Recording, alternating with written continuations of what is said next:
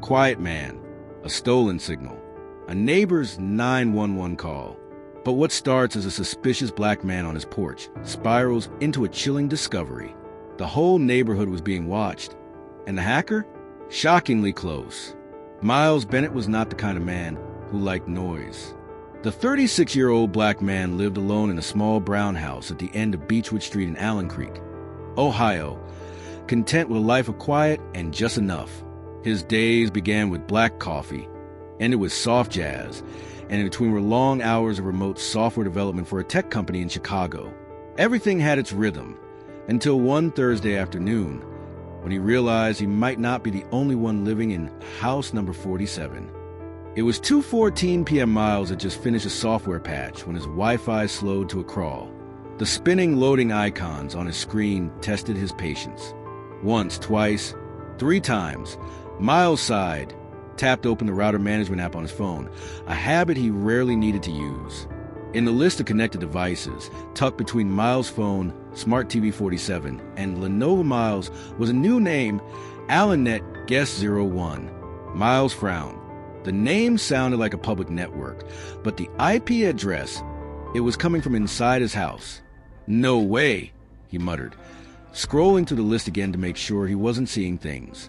He immediately disconnected any unknown devices, then reset his Wi-Fi password to a string so long even he had to write it down on paper. But then he paused. A strange feeling crept into his chest.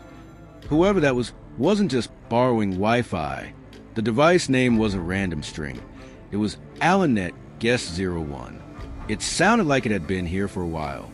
Comfortable.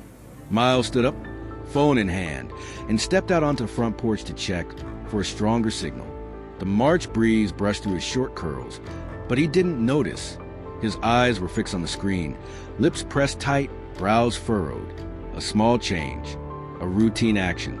And yet, he had no idea that at that very moment, from the window across the street, someone was watching him and dialing 911. From the lace-curtained window of House 49, Cheryl Whitman stood behind the glass, eyeing Miles as if he were a stranger who didn't belong on her block.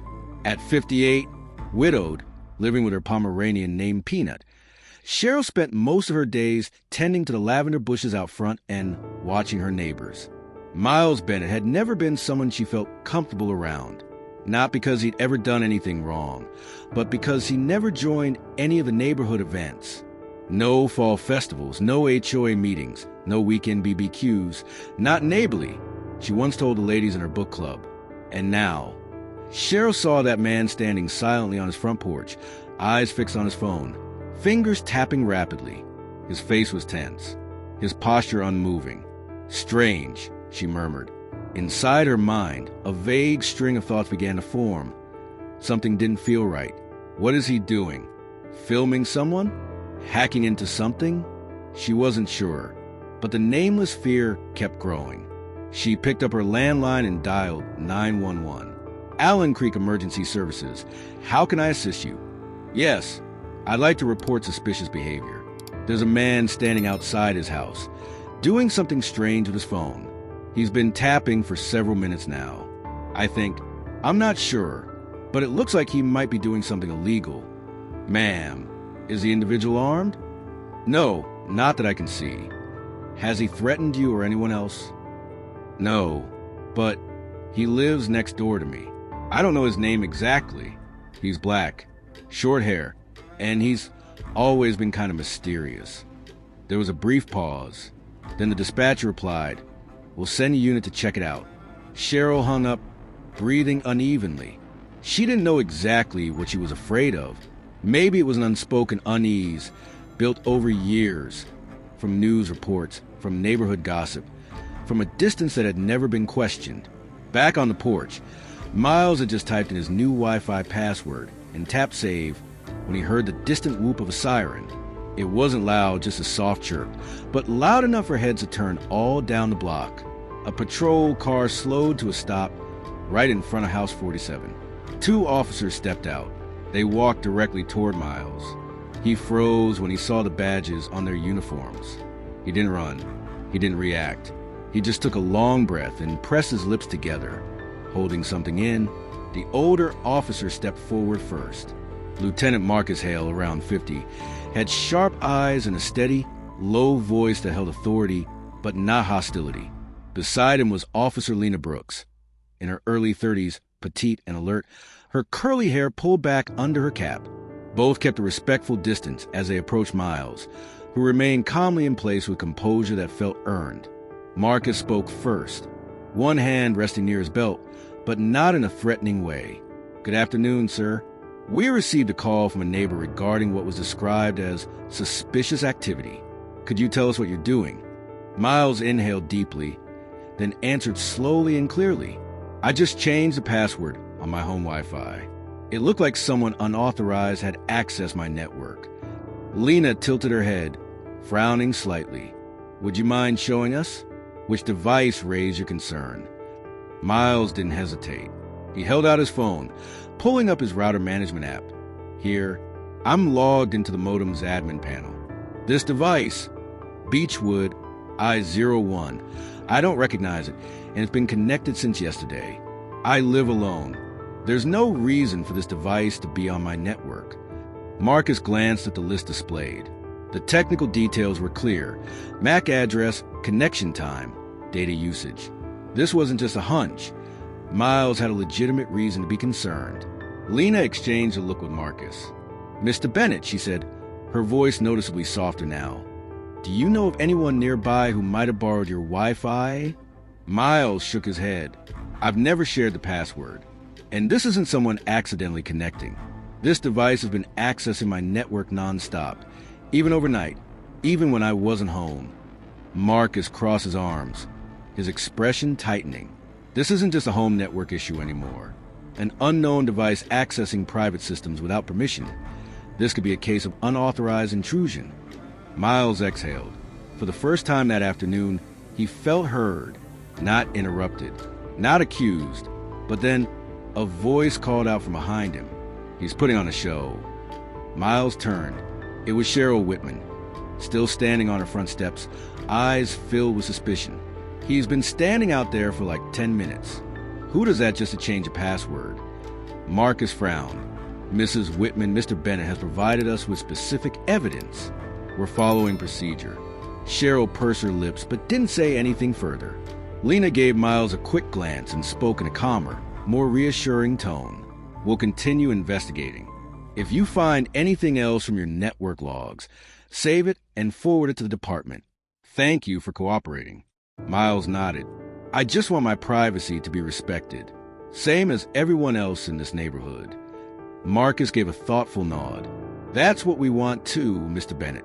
And if someone's violating that, we'll find them." Miles added, "You should come inside. I'll show you something else on my computer." Under the late afternoon sun of Beechwood Street, the glow of Miles Bennett's laptop screen lit up the room, casting a pale light on his tense expression. Marcus Hale leaned in closer, eyes narrowing, while Lena Brooks stood beside him, arms crossed, gaze locked on the stream of data flashing across the screen. Miles slid the trackpad, pulling up the connected device list. One line stood out: Beechwood I-01, still active, even after he'd changed the password. But that wasn't the worst part. "Look at this," Miles said, his voice dry. "It's accessing a secondary IP. Right here, it's not just mine." "That's..." Marcus stepped back. "Security cameras?" Miles nodded, scrolling down to the connection logs. "I've got 3 cameras around the house, all routed through this modem. But this Beechwood I-01 device, it's not just looking at my feeds, it's scanning the whole neighborhood. These are external IP logs. That's house number 812. That one's 818. Those aren't mine." Lena leaned in, staring at the screen. "You're saying someone's spoofing Wi-Fi to tap into security cameras across the neighborhood?" Miles nodded, every muscle in his body taut. "It's a man-in-the-middle attack. They create a fake Wi-Fi signal with a name similar to a trusted one. People connect without realizing it, and everything gets logged. Camera feeds, browsing history, or worse." Marcus clenched his jaw. "That's a federal offense, unlawful surveillance of multiple individuals." Lena's brow tightened. "And we almost cuffed the wrong guy. for checking his own Wi-Fi. Miles didn't respond. He just stared at the screen and opened another window, video stream. A grid of camera feeds appeared. Hallway, living room, even a bedroom. They weren't his. A video auto-played. Footage of a woman folding laundry in a room. A little girl playing quietly on a rug nearby. Lena froze. Oh my God, that's my house. She staggered back, as if the air had been sucked from her lungs. Miles looked at her, his eyes heavy with sorrow. We don't know how long we've been watched. Marcus grabbed his radio without hesitation, requesting immediate deployment of Cyber Forensics Unit to 47 Beechwood Drive. Suspected spoofed network tracking multiple private residences. Priority 1. Lena stood still, her face shifting from shock to fury. Well then, she said, her voice cold and sharp, let's hunt whoever built this ghost network. And this time, we make damn sure no innocent man gets blamed. Miles said nothing. He just pushed the laptop gently to the side and looked out the window. Everything on Beechwood Street still looked calm, picturesque, even, but beneath that quiet facade was a chilling truth. Someone was watching, and they were probably very, very close. Just minutes after Miles expanded the tracking log, all three in the room, Miles, Officer Marcus Hale, and Officer Lena Brooks, fell silent. On the screen, the data packets weren't just originating from Miles' Wi-Fi. They were being rerouted to a static IP address just 3 houses down. Miles typed the address into the internal locator tool, and as a result popped up, both he and Lena spoke nearly in unison. Whitman. Marcus frowned. Cheryl's house. Miles shook his head, voice low. No, Logan, her nephew. For a moment, no one said a word. Lena stared at the screen. How old is he? He just moved in a few months ago, right? Miles nodded. Early 20s. College student. Barely ever leaves the house. Marcus turned to Lena. We need to go. Right now. Miles moved to stand with them, but Marcus held out a hand. You stay here. If what you've shown us is accurate, this isn't just unauthorized access. This is high-tech criminal surveillance and a serious violation of civil privacy. We'll handle it. Miles reluctantly sat down, thoughts racing. He couldn't believe it. The same neighbor who called 911 to report him was living under the same roof as the real perpetrator. Minutes later, Marcus and Lena knocked on Cheryl Whitman's door. She opened it, visibly surprised. Officers, is something wrong? Marcus didn't waste time. We need to speak with Logan. Cheryl looked confused. He's upstairs, but we need to come in. Now, ma'am. Lena was already stepping past the threshold, her eyes scanning, alert. Cheryl backed away, clearly rattled, struggling to understand what was happening. When they reached Logan's room, the door was shut tight. Marcus knocked firmly. Logan Whitman. Open up. Police. No answer, just a faint creak on the floorboard inside. Lena stepped back slightly, hand near her belt. I heard movement. Marcus nodded and gave the signal, then kicked the door open. Logan sat frozen at his desk, hand still on the mouse, eyes wide in panic. What's going on? I didn't do anything. Lena was the first to speak. Your computer has been used to illegally access the security feeds of multiple homes in this neighborhood. Do you understand that's a felony? Logan's mouth dropped open. I was just messing around. It was a prank. I just wanted to see if I could hack it. Marcus didn't need to hear more. Logan Whitman, you are under arrest for unlawful access to electronic systems and unauthorized surveillance of private citizens. Anything you say can be used against you in court. Cheryl stood in the doorway, frozen like stone. Lena turned to her, not angry, just disappointed. Next time, instead of calling the police on someone standing quietly outside their own home, maybe check inside your own first. Logan sat handcuffed on the living room couch, pale and silent. The sunlight from the window cast sharp lines across his face. Cheryl, still in shock, stood against the wall, eyes locked on the nephew she trusted implicitly. Marcus pulled out his notepad. Logan, I need you to tell us everything. From the beginning, leave nothing out. Logan swallowed hard. I just want to see if I could get into someone else's Wi-Fi. Like a challenge. I study computer science. We learn this stuff. But then, he trailed off, eyes dropping to the floor as if trying to escape himself. Then I found I could access Mr. Bennett's cameras. At first, I just watched for a few minutes, like curiosity. But Lena sat across from him, her voice cold and direct. But then it got entertaining, didn't it? Logan nodded, eyes rimmed red. I knew it was wrong, but I couldn't stop. It was like watching reality TV. I started checking other cameras, other neighbors' homes. There was one family. I watched them for hours, just cooking, watching TV. Nothing exciting, but I got addicted. Cheryl shuddered. She looked at Marcus, trying to steady her voice. I swear I didn't know. Logan stays in his room all day. I thought he was studying.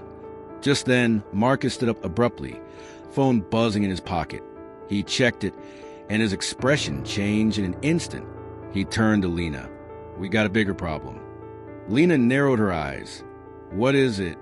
Marcus handed her the phone. On the screen was a message from the internal cybersecurity unit. 3 more IPs are actively transmitting outbound data. 2 are linked to cameras inside homes with minors. Possible exposure risk.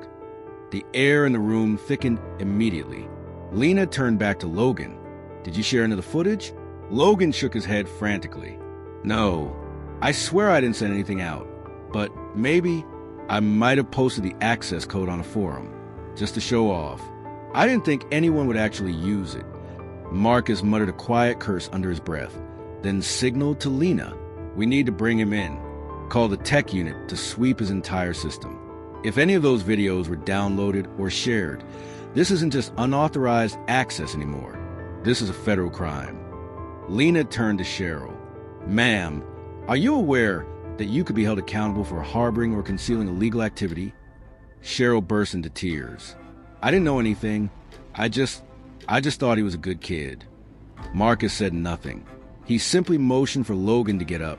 As they led him out the door, Logan looked back at his aunt, voice cracking. I'm sorry. Cheryl didn't respond. She only bowed her head, tears splashing silently onto the cold tile floor.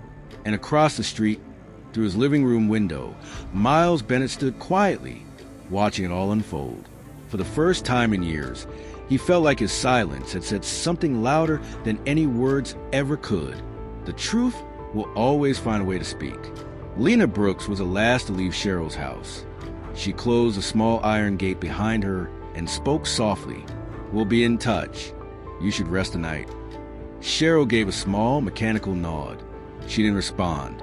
As Lena turned to walk away, Cheryl whispered faintly, I didn't think it would end up like this. Dusk was falling as the Beechwood Police Department patrol car pulled away from the quiet neighborhood. Logan Whitman sitting silently in the back seat, wrists still cuffed. The red and blue lights flashed across his face. Lost, disoriented.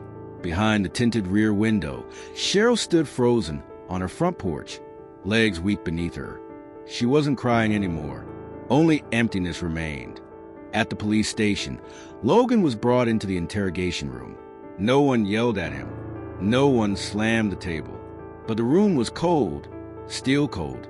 Marcus Hale sat across from him, the arrest warrant placed squarely between them. Logan, he said evenly, we've confirmed that at least 17 IP addresses in the neighborhood were accessed using the encryption key you posted on that forum. Several home cameras were breached while minors were present. Do you understand how serious this is? Logan buried his face in his hands. I know. I swear. I was just curious. I never meant.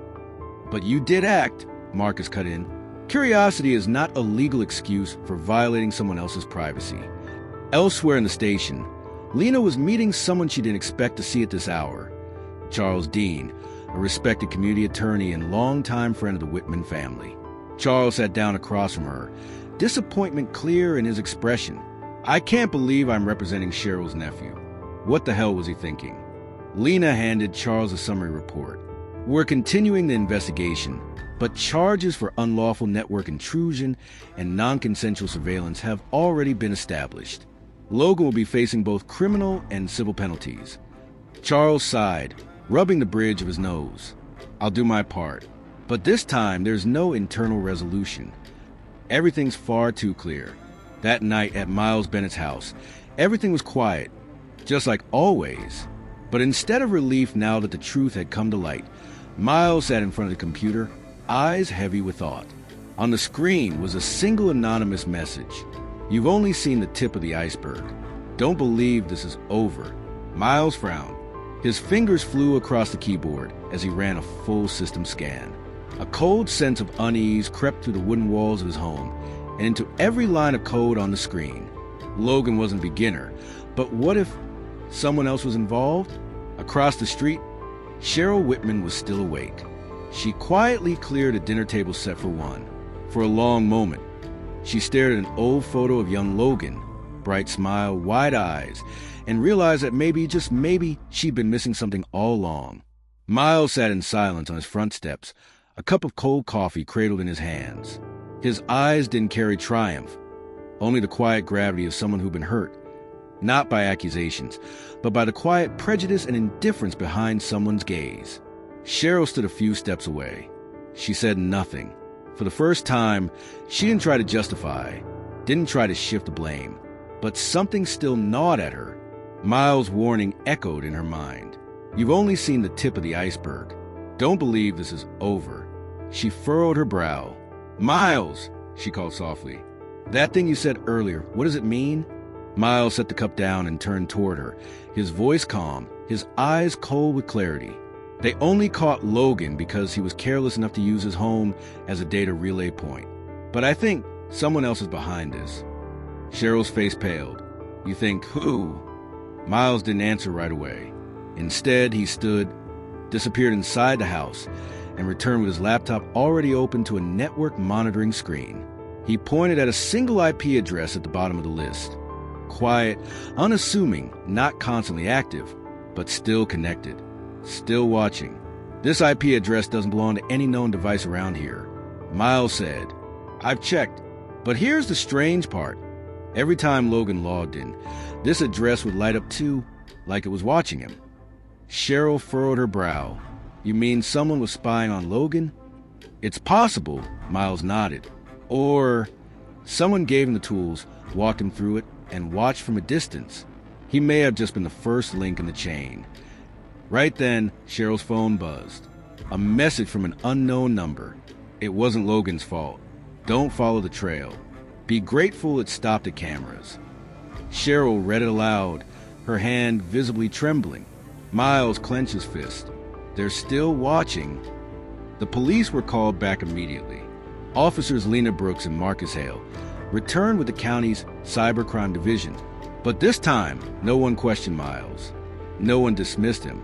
A broader investigation was launched, not just across Beechwood, but expanding into surrounding districts. And through it all, Miles Bennett, the man who only ever wanted a quiet life, became the first to shine light on what lay beneath the calm surface of their suburban streets. A week later, Beechwood functioned like usual, but the people living there were not the same. On the neighborhood's digital bulletin board, wedged between lost cat notices and pizza coupons, one post stood out. No one should be suspected just for standing in front of their own home. Attached was a clip from that Thursday. Miles Bennett, calm, composed, never hostile, never shouting. Simply showing the truth and letting justice speak for itself. Hundreds of shares, dozens of comments. Local news picked it up. A civil rights blog ran an article calling it a symbol of unconscious bias and the quiet dignity that dismantled it. But to Miles, nothing much changed. He still got up at 6 a.m., made his coffee, logged in for work, watered his plants. Sometimes he'd glance up and catch the eyes of his neighbors, not filled with suspicion or avoidance anymore. Now it was a nod, a small wave, tiny gestures, but they meant everything. Because real change doesn't always come from loud words, but from learning to see each other with new eyes. One afternoon, as Miles was reinstalling a new outdoor camera, one recommended by Officer Lena Brooks herself, a boy around 11 rolled up on his bike, a neighbor's kid. He hesitated a moment, then asked, Mr. Miles? My parents said you're really good with computers. Can you show me how to protect our Wi-Fi? Miles blinked. Then he smiled. "Of course, kid. Let's get started." They sat under the porch, side by side in the soft afternoon light. And in that moment, every old accusation faded, replaced by something far more important: connection between generations, between people and trust, between the individual and the community. In a city not far from Beechwood, Officer Lena Brooks stood on stage, speaking at a cybersecurity crime prevention seminar. When asked about the most important lessons she learned from the investigation, she didn't hesitate. "We keep talking about the right to be respected, as if it's something to be earned. But it's not. It's the baseline. If someone has to prove they deserve fair treatment, then it's the system that's broken." The story of Miles Bennett didn't make national headlines. It didn't spark a viral hashtag or a sweeping movement, but it changed one neighborhood. And sometimes that's where real change begins. Not with loud declarations, but with quiet acts that can't be ignored. Because respect isn't a privilege, it's a right. And once people start speaking out, even justice that arrives late can no longer be denied.